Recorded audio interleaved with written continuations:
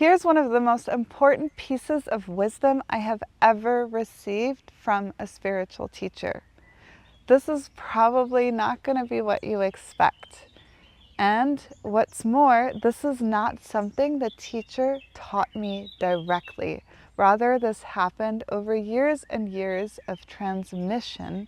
And then finally, I had a realization, reflected it to my teacher, and it was then reflected back to me as something worth doing.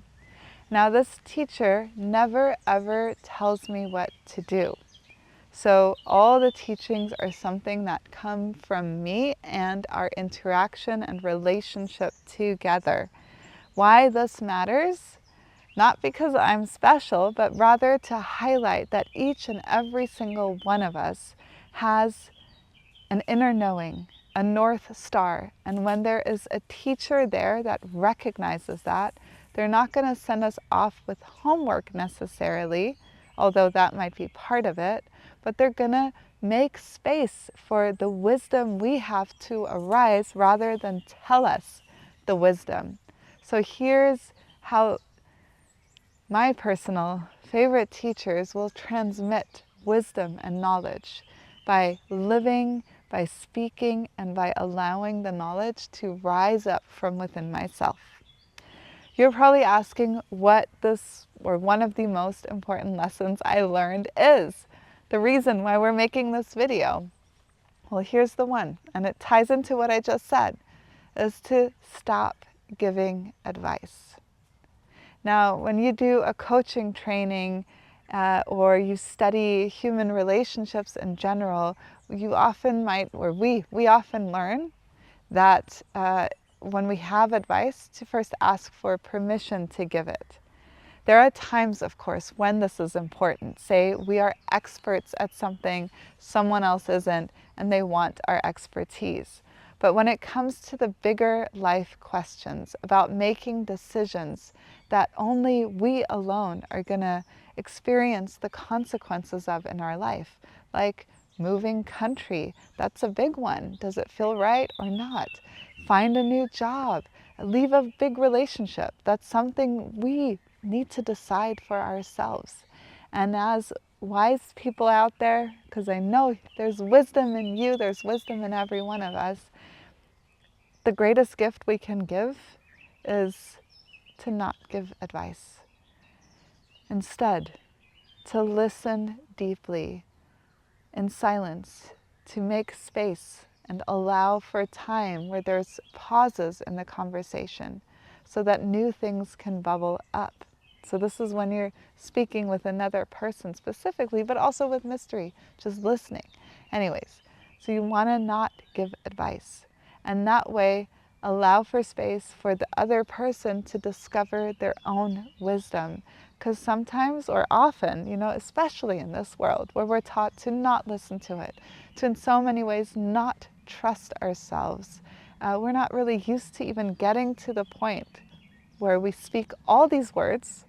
Sometimes we have to speak and speak and speak, and all this stuff that isn't really wise at all has to come out first before we get to the actual knowing that says this thing and not that.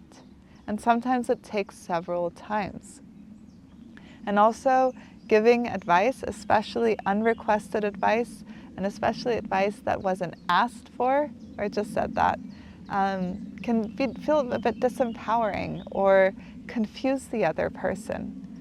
So this is one of the most important lessons I have learned, is to be silent when someone else is speaking, to reflect their words, and to withhold advice unless they specifically ask for it. And even then, if it's not something that is truly our field of expertise, stick to reflection. And here's how this has changed my relationships. So first of all, with this teacher who held space for me to just listen, I got to know my own voice, my wisdom, and it took many years to actually feel confident about it and start trusting it. So in that container, I I was able to listen to my own voice, which made a huge difference. It made all the difference in my life. In relationships with other people, I've noticed everything softening. So some of the most challenging relationships we all have are with our parents. And I've noticed those relationships have softened. With my sister, the relationship has softened. I still, of course, sometimes give unsolicited advice. And I still sometimes get annoyed when I receive unsolicited advice. But now I recognize it. And so sometimes I'm able, or often, more and more often over time, right? I'm able to catch it and take it back and just listen. And then people start sharing more and they start feeling better in my presence than they otherwise would have. And vice versa, when I receive advice, I can calmly say, I'm not actually here for advice right now. And then that's that. It's so simple, so beautiful. So try this out next time you're in conversation, to not give advice or to point out when you don't want advice in a very calm way, and see what happens. And a big, big thank you to Jamie Lance, one of the most wonderful teachers I get to journey with in life. And if you love this content and you want to support a small family business run by two sisters, Serafina behind the camera and myself, Pipaluk, make sure to hit like, subscribe, and leave us a comment below.